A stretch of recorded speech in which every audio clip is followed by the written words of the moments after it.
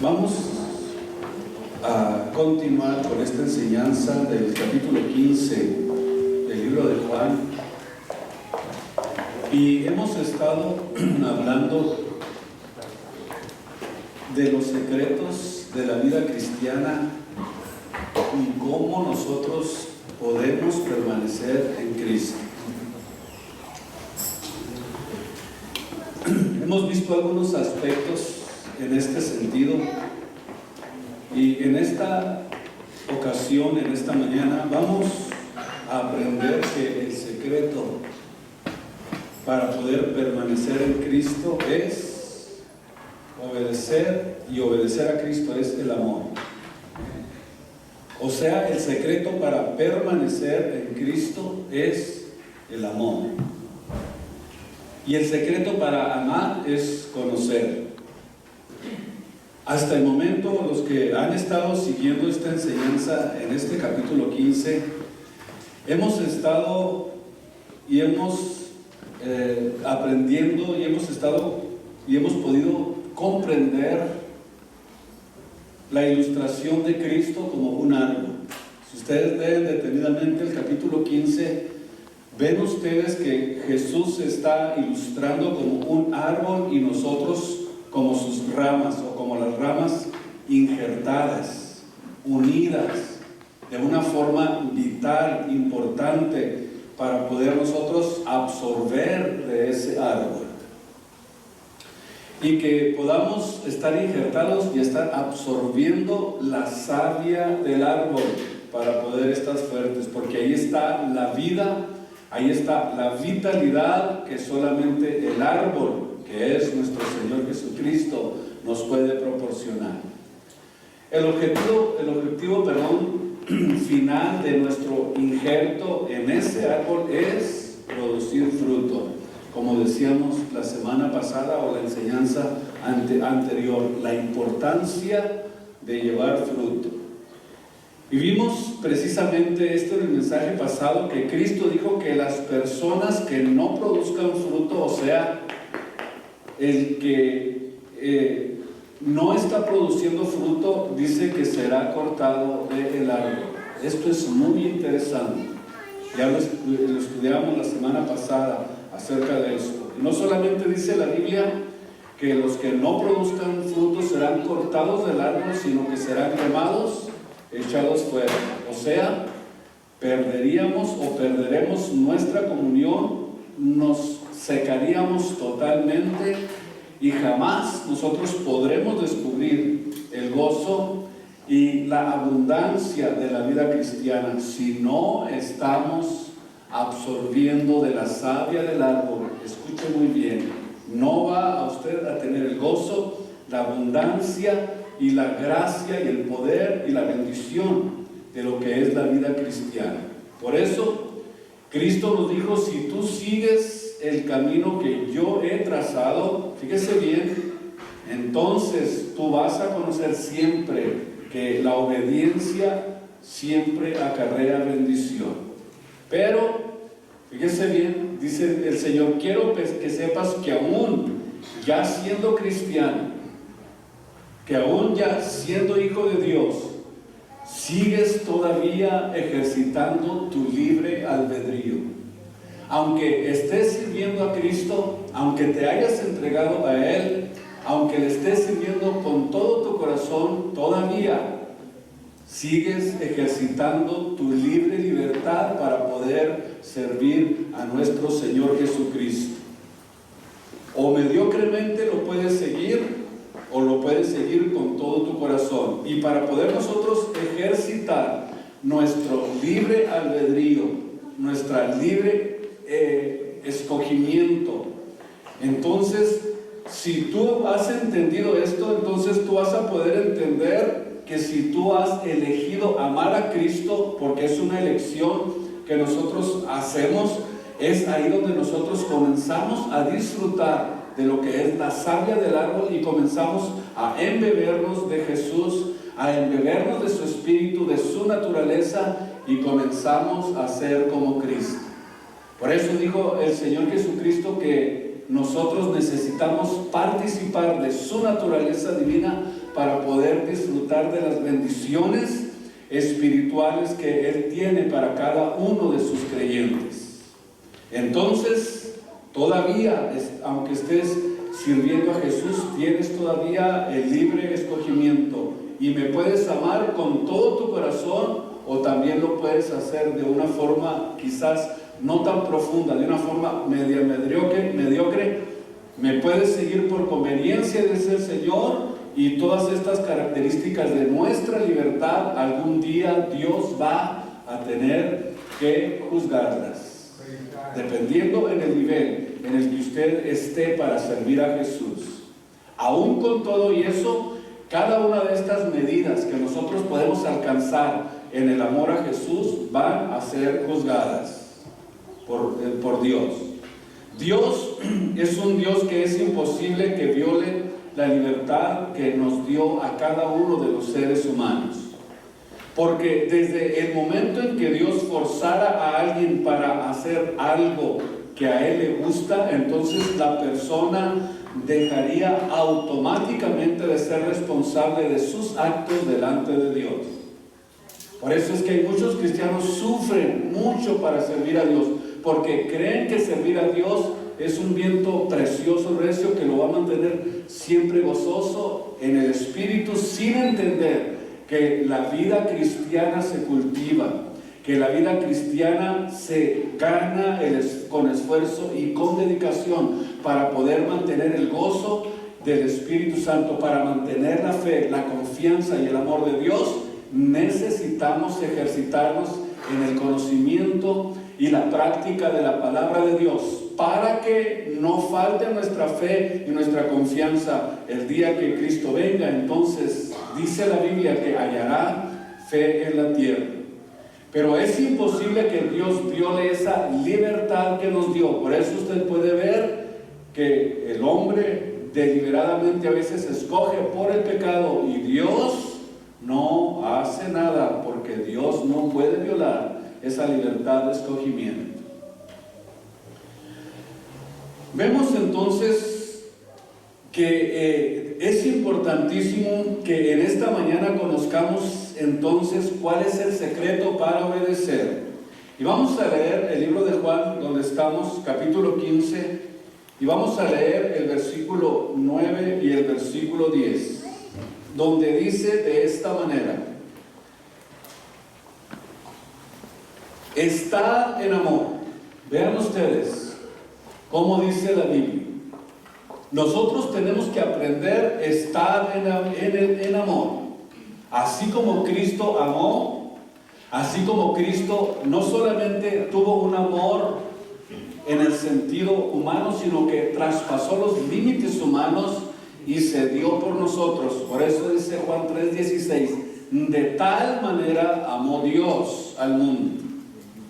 Entonces Dios nos dice, o Cristo nos dice, tienes que aprender a amar como yo he amado, y tienes que estar en mi amor.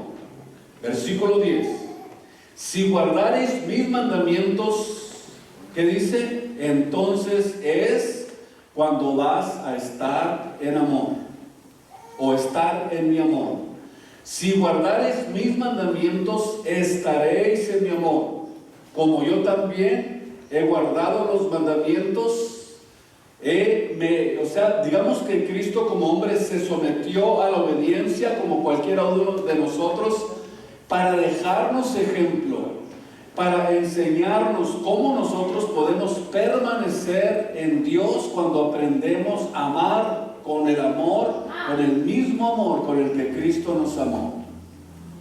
Entonces, otro de los secretos que estamos descubriendo para poder permanecer en Cristo es que necesitamos amar a Dios.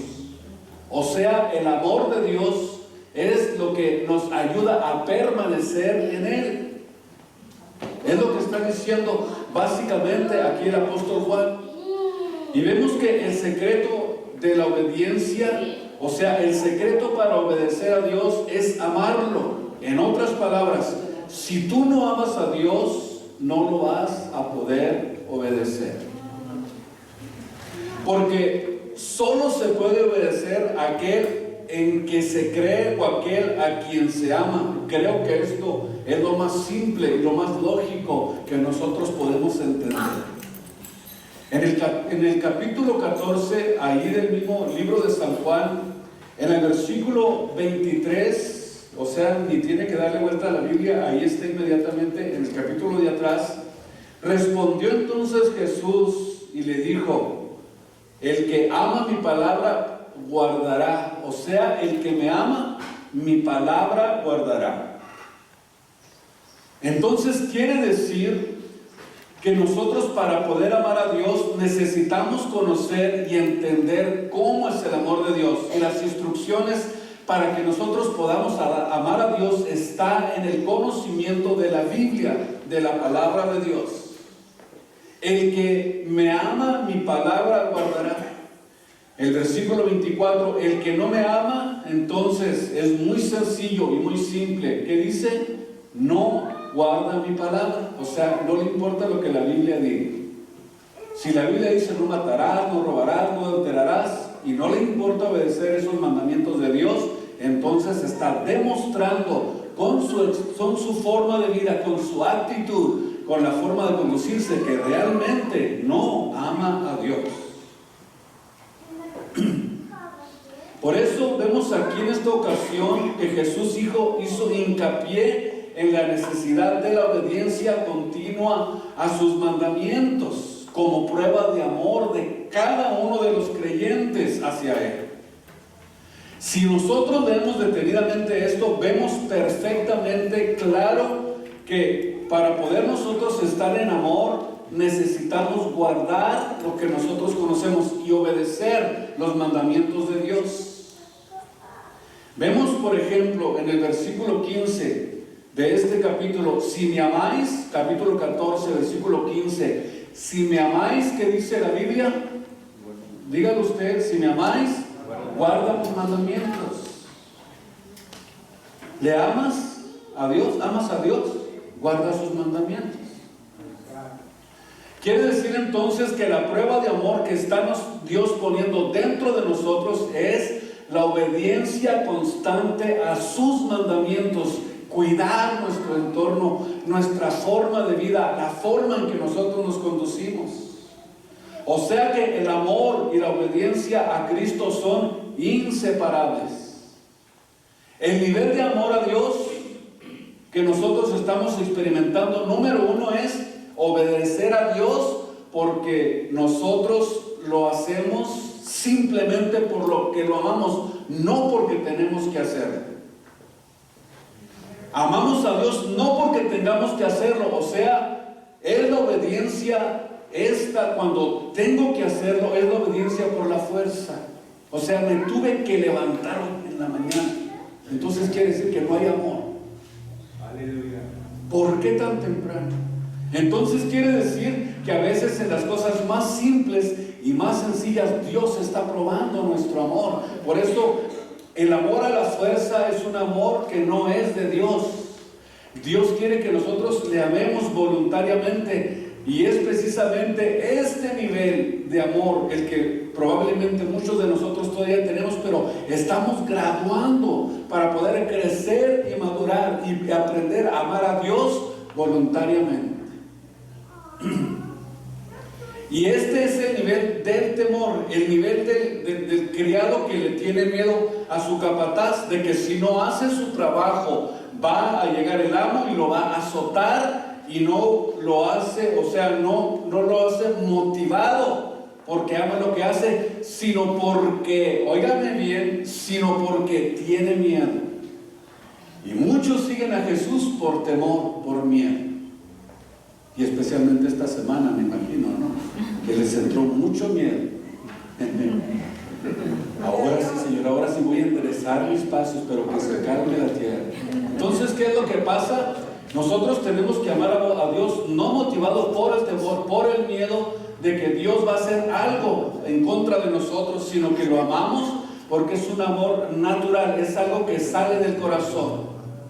¿Cuántos de ustedes en este día obedecen a Dios porque dicen: no quiero ir al infierno, no quiero que Dios me castigue, si no lo obedezco? Ese es precisamente el temor impuesto por las religiones, no por el Dios de la Biblia, el que nosotros conocemos. Y aunque esto es verdad, porque Dios siempre castiga el pecado, pero nuestra motivación, mi motivación, no es por el miedo, sino porque lo que Él es y por lo que representa para mi vida, lo que representa para mí, lo que representa para mi futuro, lo que representa para mi alma, lo que representa para mi espíritu. Por eso le amo a Dios.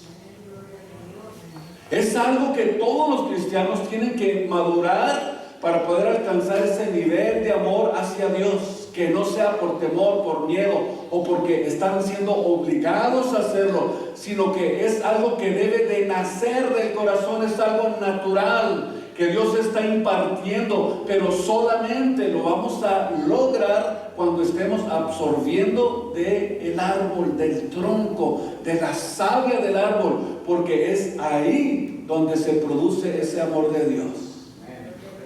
Es ahí donde nosotros lo podemos adquirir. Nuestra motivación no es por el miedo, sino porque le amamos.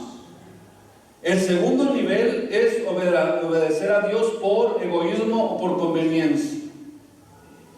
Ese nivel donde muchos dicen: voy a obedecer a la iglesia, voy a diezmar, voy a hacer esto para que me vaya bien en los negocios. O sea, lo más común que existe en este tiempo: pacta con Dios para que me vaya bien. O voy a hacer esto para que Dios bendiga mi casa. Dice en Mateo capítulo 19, versículo 27, que este era precisamente el nivel que tenía el apóstol Pedro. Fíjense bien lo que dice Mateo 19, 27. Señor, hemos dejado todo por seguirte. Hemos dejado casa, hemos dejado familia por seguirte, pero ¿qué es lo que nosotros vamos a obtener? ¿Qué es lo que nosotros, cómo vas a recompensar ese esfuerzo que estoy haciendo? ¿Cómo me vas a recompensar, Señor? Me levanto todas las mañanas a orar, tengo que levantarme temprano para ir a la iglesia, hago esto, hago lo otro, pero ¿cómo me vas a recompensar? ¿Qué es lo que vamos a obtener? Esto es precisamente lo que significa o lo que estamos tratando de comprender, que este segundo nivel en el que nosotros podemos estar es el del egoísmo o por conveniencia. Y esto es precisamente lo que miramos en este apóstol. Mira, todo esto que estoy haciendo y estoy tratando de con mis acciones y con mi forma de hacer las cosas comprar a Dios. Pero ¿qué es lo que sucede cuando nosotros tenemos este tipo de acciones egoístas? Llega el momento en que se descubre realmente lo que hay detrás de esas intenciones. Y a veces nosotros nos vamos por la finta, pensamos que es, esa hermana da de todo, da vasos, da platos, da esto, da lo otro, pero está seca del amor de Dios por dentro. Y hay solamente por egoísmo o por conveniencia que nosotros hacemos estas cosas. Por eso nosotros tenemos que entender que no podemos nosotros comprar a Dios con nuestros egoísmos. Yo le digo esto porque hay iglesias donde el que más da es el que más se le respeta. Cuidado, ahí viene el hermano, el que más diezma, el que más da para la obra de Dios. Salúdenlo todos, porque es él. No se trata precisamente de eso. Pero nuestra motivación verdadera es y está en nuestro corazón. No es simplemente obedecerlo por lo que nosotros pensamos que podemos dar para poder comprarlo, sino por lo que Él es. Por lo que Él es. Estamos obedeciendo a Dios no por castigo, no por egoísmo, no porque nosotros estamos tratando de ganarnos a Dios, sino que estamos nosotros a través de esta obediencia manifestando que somos hijos de Dios. Es como, por ejemplo, cuando la hija obedece al padre, muy bien, te obedezco, te lavo los trastes, voy a hacer esto, voy a hacer lo otro, pero ¿me dejas ir al cine si hago todo esto? ¿Dónde vemos entonces que está realmente la intención de ayudar a sus padres por conveniencia, pero que le nazca de su corazón decir, santo Dios, mira cuánto trastes, los voy a lavar con mucho amor? Gloria a Dios.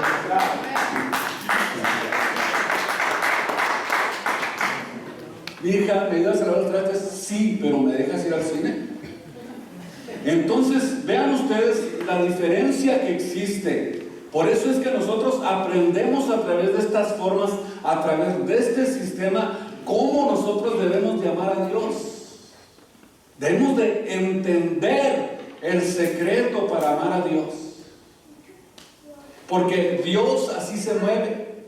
Tenemos que aprender que el secreto para permanecer en Él es el amor. Pero no un amor convenenciero, no un amor egoísta, no un amor comprado, no un amor que pensemos que lo podemos ganar, sino que es algo que Dios ya lo hizo. Él ya nos amó primero. Antes de que nosotros lo amáramos, Él ya nos amaba. Gloria a Dios. Porque de tal manera amó Dios. Entonces quiere decir que el amor que nosotros estamos recibiendo, adquiriendo de Dios, no nos lo vamos a ganar con nuestras acciones, sino es algo normal, algo natural, algo que está dentro de la naturaleza de Dios y que Dios nos la está compartiendo a nosotros, nos está haciendo participantes de su naturaleza, y cuando nos hace participantes de su naturaleza, comenzamos a adquirir cada uno de estos secretos que hemos estado aprendiendo en el capítulo 15 del libro de San Juan. Cada uno de los que hacen estos mensajes se da cuenta que son secretos que están aquí en la Biblia, que nos ayudan a permanecer en Dios. Vamos a ver. Nosotros tenemos que obedecer a Dios, no como a lo mejor obedecemos a los padres, y no por lo que los padres representan para nosotros. En el capítulo 3 del libro de Daniel, versículo 17 y versículo 18, quiero que ustedes vayan conmigo a este capítulo del libro de Daniel, capítulo 3, versículo 17 y versículo 18. Vemos aquí el testimonio de 3 jóvenes. Escuchen ustedes, porque aquí hay una enseñanza muy importante y que tiene mucho que ver con lo que les estoy hablando en esta mañana. Dice el versículo 17: he aquí nuestro Dios, a quien nosotros, dijeron estos 3 jóvenes valientes, honramos. Puede librarnos del horno de fuego ardiendo, y de tu mano también, oh Rey, nos librará. Y si no, vean ustedes que aquí no es un amor por conveniencia. No es un amor de que Dios, si me sanas, yo te voy a amar. Si me bendices, te voy a amar. Si me prosperas, te voy a servir. ¿Y cuántos cristianos están cayendo en esa trampa? ¿Cuántos hijos de Dios están cayendo en redes como esas de que Dios, si tú me cumples todos mis caprichos, te voy a amar con todo mi corazón? Pero ¿qué sucede si Dios no lo hace? Vean ustedes que los 3 jóvenes dijeron, Él puede hacerlo. Él puede librarnos de tu mano, Él puede hacer prodigios, Él nos puede librar del horno de fuego. Pero si no lo quiere hacer, Dios me puede sanar, Dios me puede bendecir, Dios puede hacer esto conmigo, pero si no lo quiere hacer, de todos modos, no voy a dejar de amar.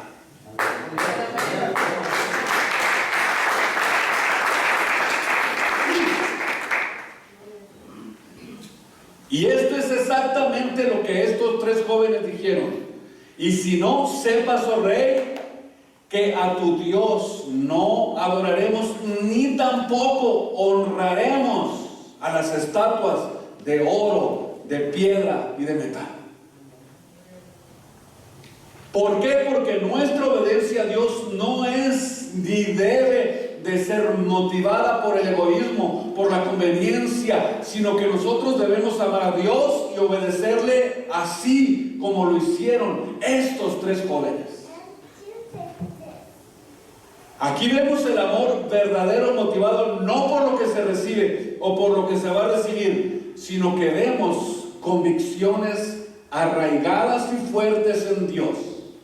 Y esta es la convicción que todo cristiano debe de tener en su corazón. O sea, no podremos estar nosotros midiendo el amor de Dios por los beneficios que recibimos.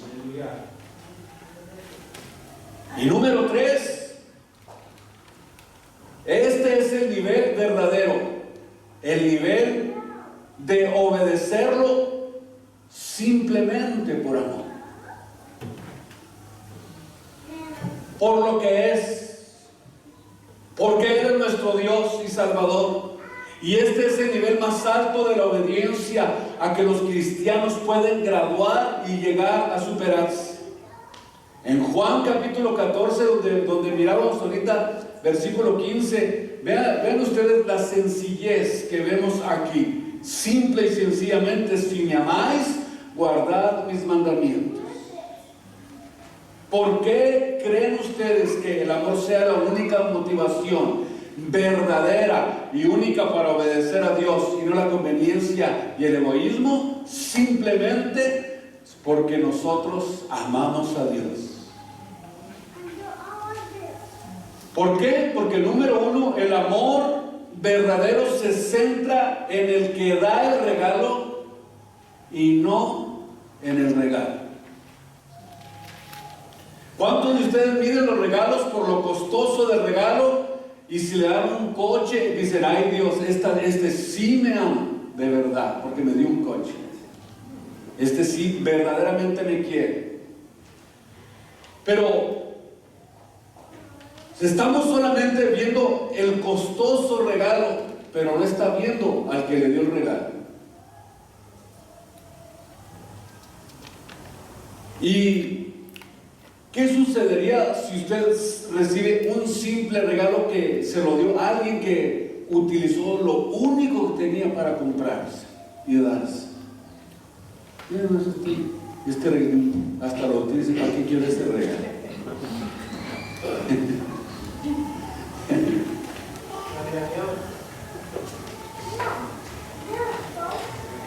Vemos entonces que a lo mejor la persona que te dio el regalo costoso, el auto, el coche, el casimir, el regalo costoso, a lo mejor te lo dio por egoísmo, para sacarte algo y ni cuenta te das.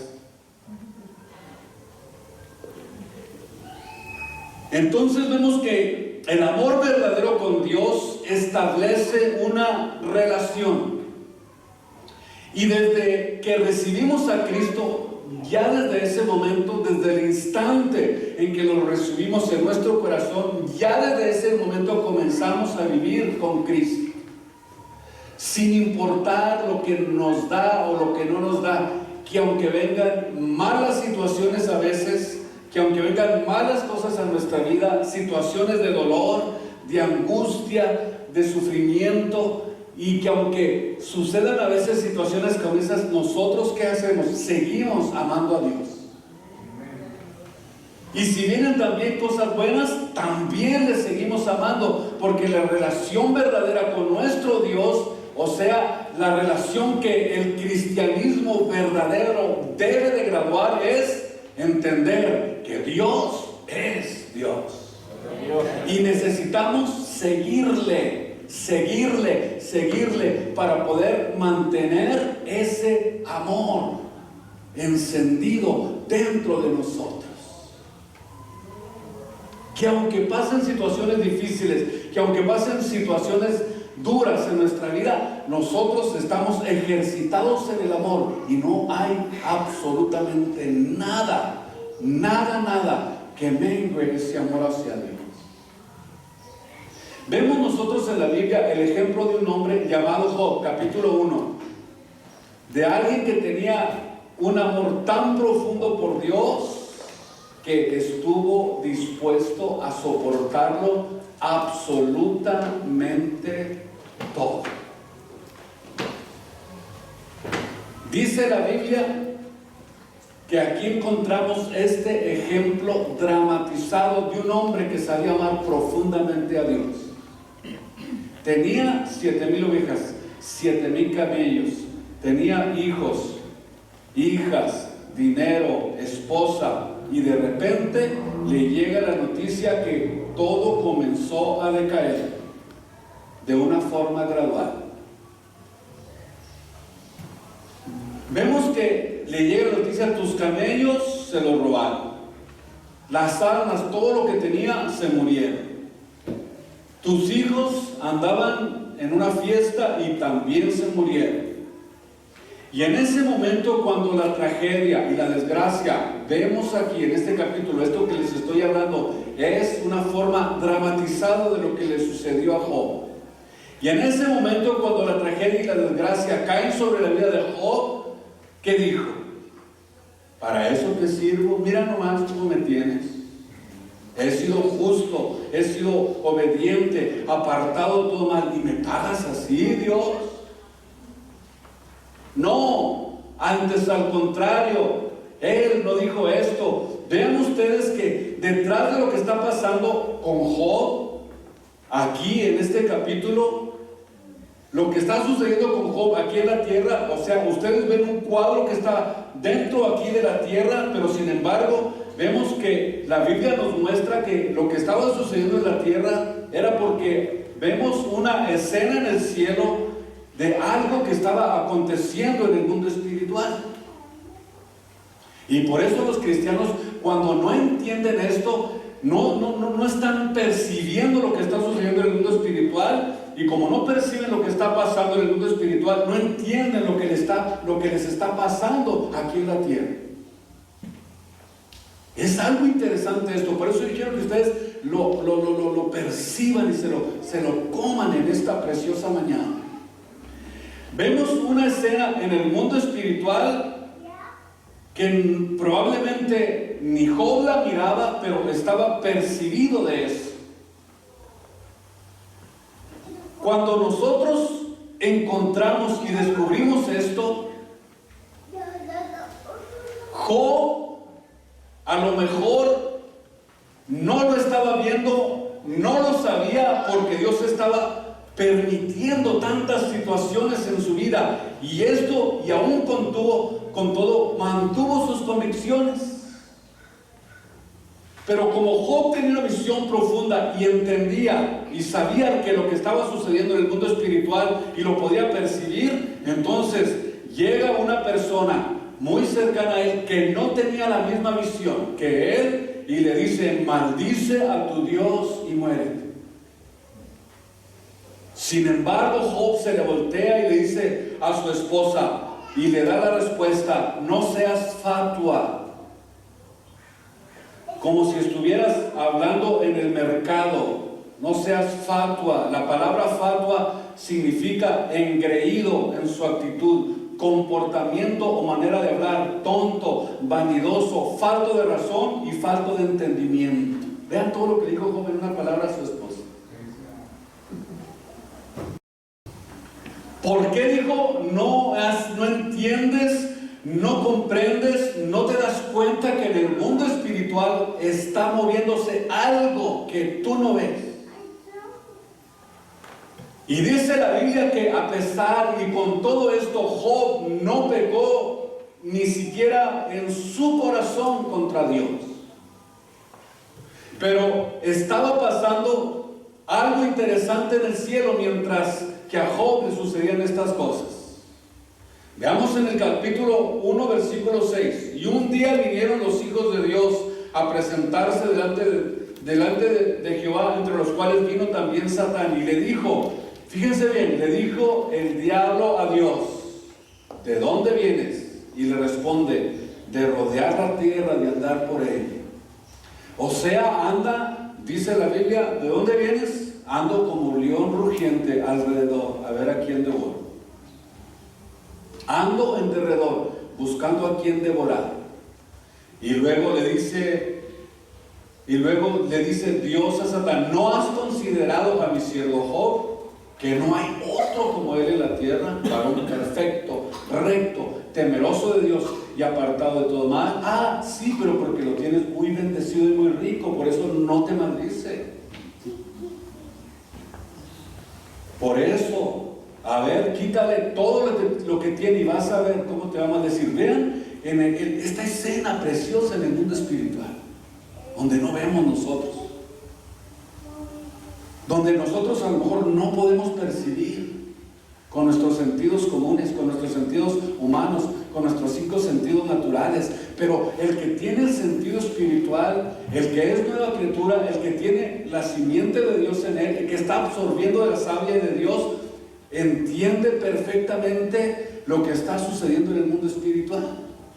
¿Y cuál es la idea de que a veces Dios llegue con situaciones difíciles a nuestras vidas, de robarnos todo lo que hemos adquirido de Dios, de quitarnos la visión espiritual, de no saber lo que está pasando en el mundo espiritual y que nosotros nos concentremos solamente en lo que vemos y en lo que tocamos? Por eso decía el apóstol Pablo que ni la vida, ni la muerte, ni persecución, ni cuchillo, ni hambre, ni desnudez, él sabía que nada lo podía apartar del amor de Cristo. ¿Por qué? Porque estaba arraigado profundamente el amor de Dios en su corazón. Supo que amar a Dios, amar a Cristo con todo su corazón, era el mejor secreto para permanecer en Cristo.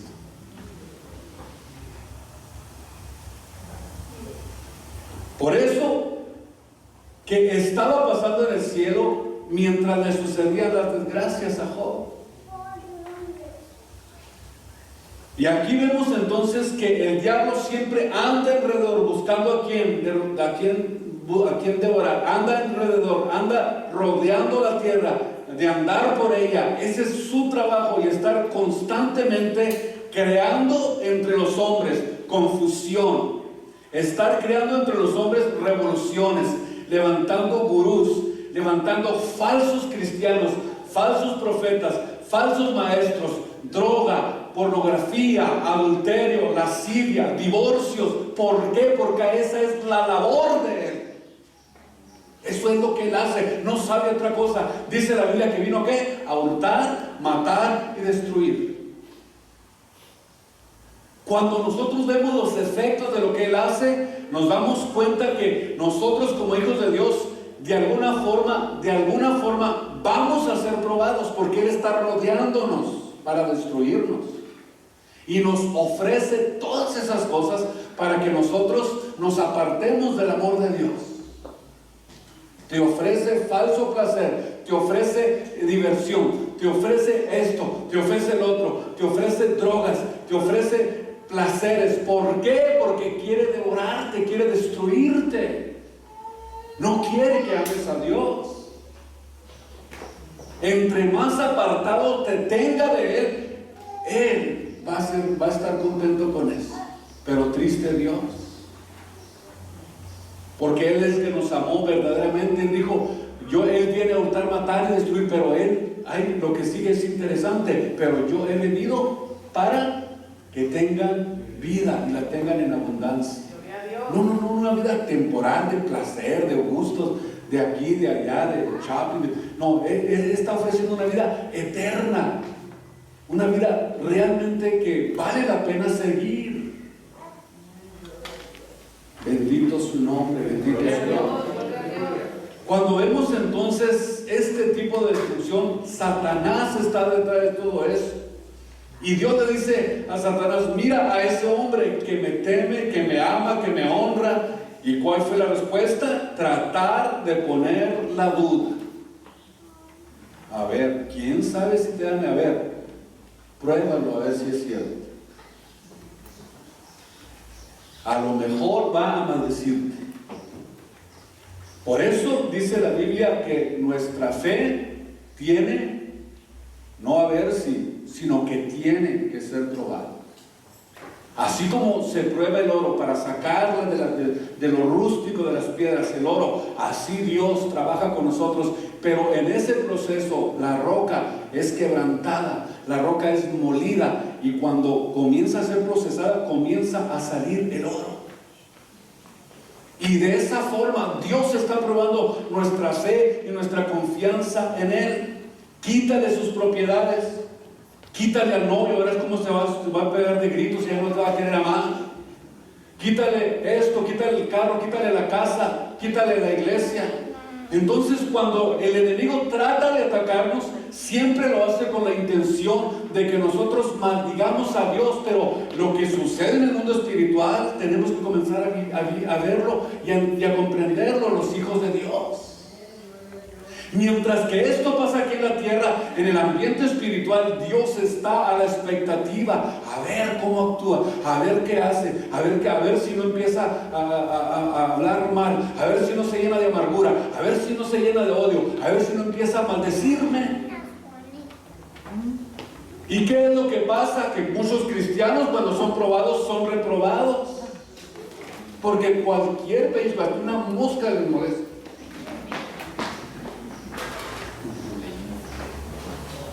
Dios, estamos en un nuevo lugar. Gloria a Dios. ¿Sabe por qué? A lo mejor Dios quiso poner, de alguna forma el enemigo, quiso poner dudas en Dios. ¿Qué tal que si le quitas todas tus propiedades, ya no te va a querer servir? Ya no va a querer adorarte, ya va a cambiar sus actitudes, ya no va a ser el mismo Job si tú le quitas todo lo que tiene. Pero qué sorpresa se llevó el enemigo. Quiere decir entonces que Dios permite que este hombre justo, recto, apartado de todo mal, sea probado. Y vemos una enseñanza en todo el libro de Job impresionante, que muchos ni la podemos digerir. De verdad se lo digo. Una enseñanza tan profunda que para digerirla, cómo cuesta para poder entenderla. Pero lo importante aquí es cuál es el nivel de amor en el que tú estás. ¿Cuál de estos tres niveles de amor se identifican con tu vida espiritual? Sin embargo, vemos que a pesar de que Dios le quitó todo, de que le dio aflicción, de que le enfermó su cuerpo, de que hizo todo lo que hizo, dice la Biblia que después de que Dios lo probó, ¿qué hizo Dios? Aumentó al doble todo lo que tenía. Gloria a Dios. O sea, como muchos lo están haciendo en este tiempo al revés, quieren la bendición de Dios primero antes de ser probados. No, Dios primero nos prueba y después nos bendice.